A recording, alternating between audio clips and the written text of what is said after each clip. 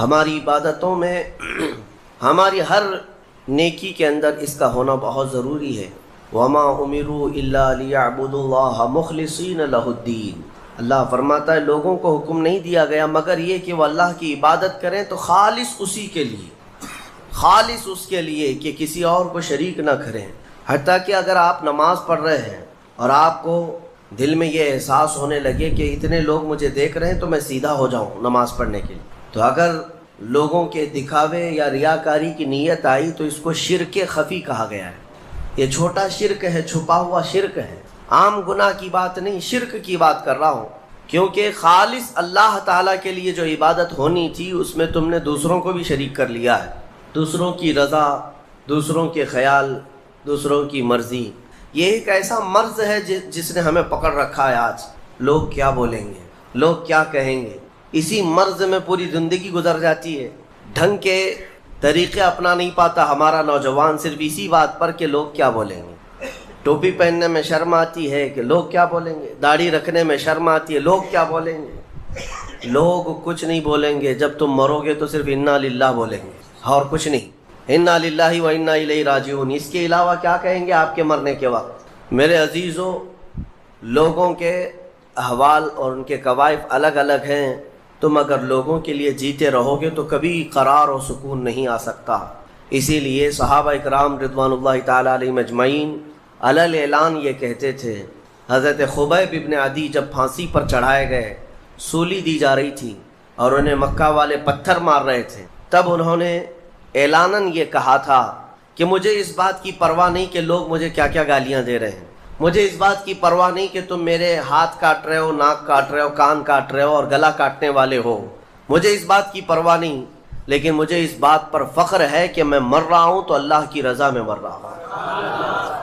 میں اگر دنیا سے جا رہا ہوں تو حالت اسلام میں جا رہا ہوں، اس بات کا مجھے فخر ہے۔ عزیزان گرامی وقار، اسی بات کی آج ضرورت ہے کہ آپ کیا پہن رہے ہیں، کیا کھا رہے ہیں، کس طرح چل رہے ہیں، کس طرح بیٹھ رہے ہیں، یہ لوگوں کے لیے نہیں ہے۔ ہماری زندگی کے طور طریقے جو کچھ بھی ہونے چاہیے وہ اللہ اور اس کے رسول کے لیے۔ ایک حدیث میں آپ کو بتاتا ہوں جس کا آخری والا حصہ گفتگو کا اصل مقصد ہے۔ ایک بار رسول پاک صلی اللہ تعالیٰ علیہ وسلم مجلس میں بیٹھے ہیں صحابہ کے، ایک اجنبی شخص آیا، مجلس میں آیا، آ کر کے سیدھے حضور پاک صلی اللہ علیہ وسلم کے قریب بیٹھ گیا، اتنا قریب کہ اپنے گھٹنے حضور کے گھٹنے سے لگا لیا، قریب سے قریب ہو کر بیٹھا۔ صحابہ اکرام اور بھی مجلس میں تھے، سب دیکھ رہے تھے، اور وہ اجنبی جو شخص آیا تھا اس کو کوئی بھی پہچانتا نہیں تھا۔ اس نے آتے ہی سوالات کرنا شروع کیا۔ سب سے پہلے اس نے پوچھا مل ایمان، ایمان کسے کہتے ہیں؟ رسول پاک صلی اللہ تعالیٰ علیہ وسلم نے جواب دیا، اس بات کا اقرار کرو کہ اللہ تبارک و تعالیٰ کے سوا کوئی معبود نہیں، محمد صلی اللہ تعالیٰ علیہ وسلم اللہ کے رسول ہیں، فرشتوں پر اور اللہ کی کتابوں پر، رسولوں پر، تقدیر پر، قیامت کے دن پر اور مرنے کے بعد دوبارہ زندہ ہونے پر یقین رکھنا۔ اس اجنبی شخص نے پوچھا مل اسلام، پھر اسلام کیا ہے؟ حضور پاک صلی اللہ علیہ وسلم نے اس کا بھی جواب دیا، اللہ کی وحدانیت اور محمد صلی اللہ علیہ وسلم کی رسالت کا اقرار کرنا، نماز پڑھنا، روزے رکھنا رمضان کے، زکوٰۃ دینا مالک نصاب کو، اور حج کرنا صاحب استطاعت کو، یہ اسلام ہے۔ 2 سوالات ہو گئے۔ تیسری مرتبہ اس نے سوال کیا مل احسان، احسان کیا چیز ہے؟ احسان نیکی کو کہتے ہیں، احسان یہی پورا تصوف ہے جس کو لے کر آج صوفیہ اکرام چلتے ہیں۔ اس نے پوچھا احسان کسے کہتے ہیں؟ اب جواب میں میرے آقا صلی اللہ علیہ وسلم نے 2 جملے ارشاد فرمائے، وہ ہماری پوری زندگی کو گھیرے ہوئے ہیں۔ کیا فرماتے ہیں؟ ان تعبد اللہ کانک تراہ وان لم تکن تراہ فانہ یراک۔ رسول پاک صلی اللہ علیہ وسلم فرماتے ہیں احسان کا مطلب یہ ہے کہ تم اللہ کی عبادت ایسے کرو جیسے تم اسے دیکھ رہے ہو۔ عبادت، نماز کی بات نہیں، عبادت، عبادت میں سب چیزیں آ جاتی ہیں، روزہ بھی عبادت ہے، زکوٰۃ بھی عبادت ہے، حج بھی عبادت ہے، خیرات بھی عبادت ہے، نماز بھی اس کا ایک حصہ ہے۔ اور رسول پاک نے فرمایا یہ ساری عبادت ایسے کرو جیسے تم اللہ کو دیکھ رہے ہو، اور اگر تمہاری یہ کیفیت نہیں آ پاتی تو ایسی عبادت کرو کہ اللہ تمہیں دیکھ رہا، یہ خیال تو آ جائے کہ اللہ تمہیں دیکھ رہا ہے۔ اب وہ شخص جو سوالات کر رہا تھا اس نے ساری چیزوں کو کہا صدقت صدقت، ہاں آپ بالکل سچ کہہ رہے ہیں، سچ کہہ رہے ہیں۔ حضرت عمر فاروق فرماتے ہیں کہ کون اجنبی ہے، خود سوال بھی کرتا ہے اور خود تصدیق بھی کرتا ہے۔ جواب ملنے کے بعد کہتا ہاں بالکل آپ نے صحیح کہا۔ اخیر میں اس نے کہا متی الساعۃ یا رسول اللہ صلی اللہ علیہ وسلم، قیامت کب آئے گی؟ اس کے جواب میں رسول کریم صلی اللہ تعالی علیہ وسلم نے مخفی انداز میں ارشاد فرمایا، جتنا پوچھنے والے کو معلوم ہے اتنا ہی پوچھے جانے والے کو بھی۔ ہاں یہ اور بات ہے کہ میں اس کی علامتیں تمہیں بتا دیتا ہوں۔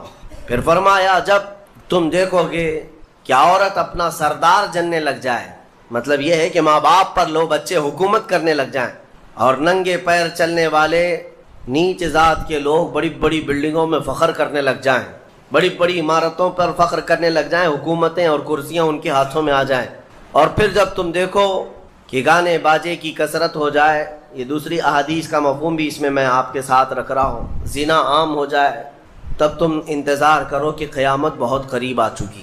میرے عزیزو، حضرت عمر فاروق رضی اللہ تعالیٰ عنہ فرماتے ہم سب سن رہے تھے اور وہ اجنبی آیا اور سوالات کیا اور چلا گیا۔ حضرت عمر کہتے ہیں میں فوراً مجلس سے اٹھ کر باہر گیا کہ اس کو پکڑ کر کے پوچھوں کہ اتنے اہم سوالات کہاں سے لایا تھا، لیکن رسول پاک صلی اللہ علیہ وسلم نے مجھے بلایا، ادھر آؤ عمر، وہ کوئی مسافر نہیں تھا، وہ جبرائیل امین تھے جو تمہارا دین سکھانے آئے تھے۔ اتاکم جبرائیل یعلمکم دینکم، وہ تمہارا دین سکھانے تمہیں آئے تھے۔ بہرحال یہ حدیث جبرائیل اس کو کہتے ہیں۔ اس میں جو لفظ آیا ہے کہ تم اللہ کی عبادت ایسے کرو جیسے تم اسے دیکھ رہے ہو، یہ ہماری پوری زندگی کا حصہ ہونا چاہیے، پوری زندگی کا حصہ۔ اسی لیے میرے آقا صلی اللہ تعالیٰ علیہ وسلم سے سوال کیا گیا تھا، صحابہ نے پوچھا دنیا کی طاقتور چیزوں میں بڑی طاقت والی چیز کون سی ہے؟ ترتیب وار حضور اکرم صلی اللہ تعالیٰ علیہ وسلم نے ارشاد فرمایا لوہا ہے، لوہا بہت مضبوط چیز ہے۔ صحابی نے پوچھا کیا اس سے بھی زیادہ طاقتور کوئی چیز ہے؟ کہا ہاں اس سے بھی زیادہ اگر طاقت آگ میں ہے، کیونکہ آگ لوہے کو پگھلا دیتی ہے۔ پوچھنے والے نے کہا کیا آگ سے بھی زیادہ طاقت کسی میں ہے؟ حضور نے فرمایا ہاں پانی میں ہے، پانی آگ کو بھی بجھا دیتا ہے، پانی کی طاقت بہت زیادہ ہے، سونامی پانی ہی سے تو آتا ہے۔ اور اس کے بعد پھر پوچھنے والے نے کہا کیا پانی سے بھی زیادہ طاقت کسی کی ہے؟ آپ صلی اللہ علیہ وسلم نے فرمایا ہاں دنیا میں سب سے زیادہ طاقت ہوا کے اندر ہے، وہ پانی ہو کہ لوہا ہو کہ آگ ہو، سب کو ہوا اڑا لے جاتی ہے، اور ہوائیں جب جوش میں آئیں یا جلال میں آئیں تو بڑے بڑے پہاڑ بھی کھسک سکتے ہیں۔ ہواؤں کی طاقت کا اندازہ تم نہیں لگا سکتے، گھروں کی چھتیں اکھاڑ لیں گی اور لوگوں کو تہس نہس کر دیں گی ہوائیں اگر جلال میں آئیں۔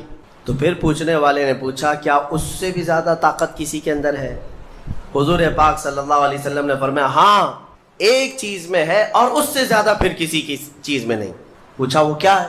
میرے آقا صلی اللہ علیہ وسلم فرماتے ہیں اس ہاتھ میں ہوا سے زیادہ طاقت ہے جو اللہ کی راہ میں عطا کیا تو دوسرے ہاتھ کو خبر نہ ہوگی۔ یہ اخلاص والا ہاتھ، اخلاص والا ہاتھ کہ اسے خود خبر نہ ہوئی ہو کہ اس نے اللہ کی راہ میں دیا ہے تو کتنا دیا، کیسے دیا۔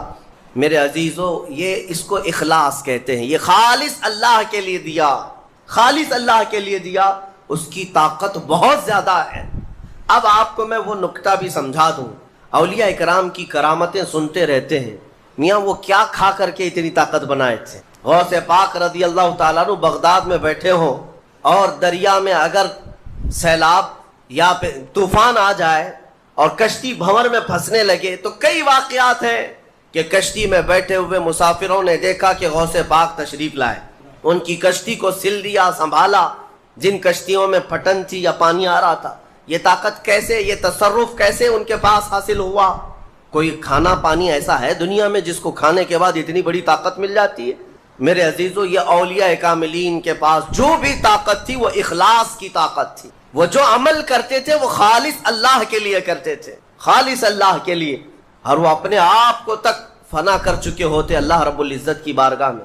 اسی لیے میرے عزیزو ان طاقتوں کے سامنے دنیا کی کوئی طاقت ٹک نہیں پاتی، اخلاص کی طاقت۔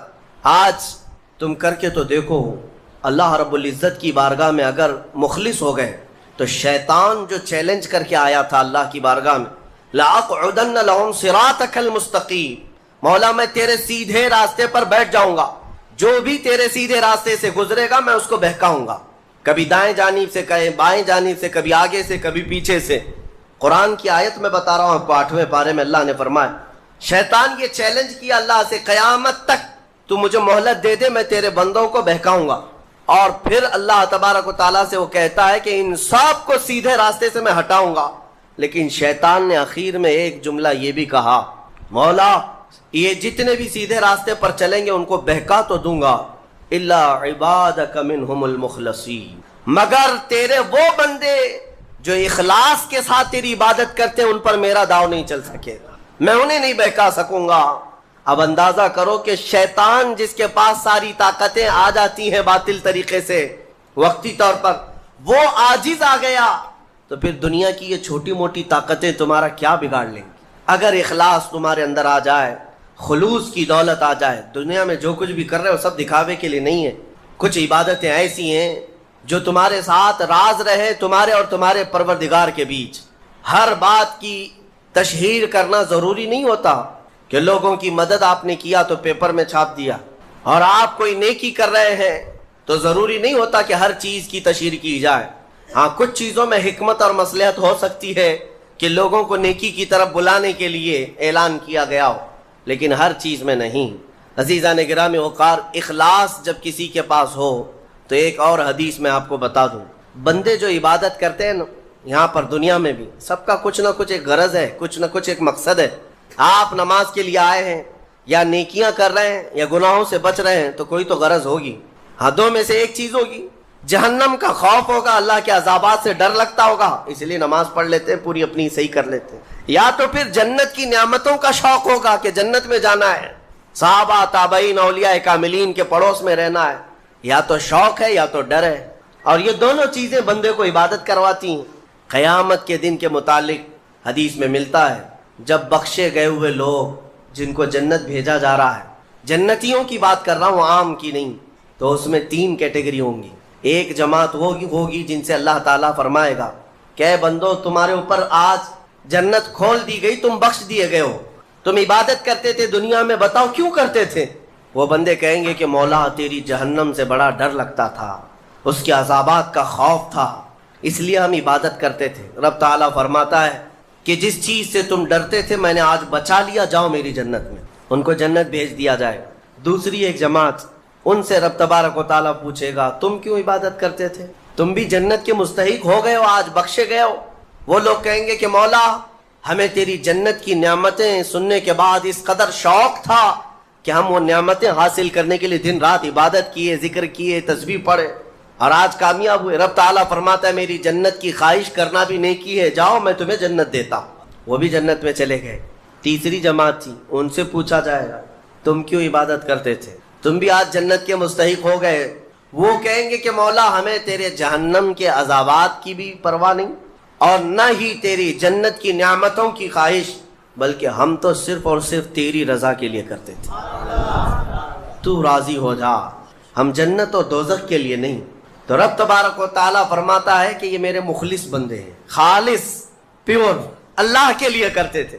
رب تعالیٰ فرماتا ہے جاؤ میں تم سے راضی ہو گیا, تم بھی جنت میں. جنت میں جانے کا حکم دے دیا جائے, لیکن فرمایا گیا وہ جماعت رک جائے گی, وہ کہیں گے نہیں ہم جنت میں نہیں جائیں گے. ایسا بھی کوئی ہے, وہ کہیں گے کہ مولا اگر ہم جنت میں جائیں گے تو اندر جو جنتی ہیں وہ ہمیں تانا ماریں گے, تم بھی جنت کے لیے ہی کرتے تھے اور بولے کچھ اور ہو, بدلہ تو تم نے بھی لے لیا عبادتوں کا, ہمیں اپنی عبادتوں کا بدلہ نہیں چاہیے. رب تبارک و تعالیٰ فرماتا ہے میری رضا یہی ہے کہ تم جنت میں چلے جاؤ, میں تم سے راضی ہو گیا. وہ پھر رکے رہیں گے کہ مولا ہم نے جنت کے لیے نہیں تیری رضا کے لیے کیا ہے. پھر حکم ہوگا فرشتوں کو کہ ان کے ہاتھوں اور پیروں میں بیڑیاں باندھو اور کھینچ کے جنت میں لے جاؤ. وہ ایک جماعت ایسی ہے. یہ کون لوگ ہیں جو مخلصین ہیں, خالصتاً اللہ کے لیے عبادت کرتے تھے. عزیزان گرامی وقار, جو اللہ رب العزت کے لیے کرنے والے لوگ ہیں, اللہ تعالیٰ ان کو ہمیشہ ذلت اور رسوائی سے محفوظ رکھتا ہے. اخلاص. بنی اسرائیل میں ایک خاتون تھی اور اس کا بڑا گھرانہ تھا. اس کا باپ جو تھا وہ بڑا کنجوس اور بخیل آدمی, بڑے پیسے والا. ایک دن ایسا ہوا کہ یہ جو لڑکی تھی, جوان لڑکی, اس نے باہر ایک فقیر کو دیکھا جو بڑا مجبور تھا, ضرورت مند تھا.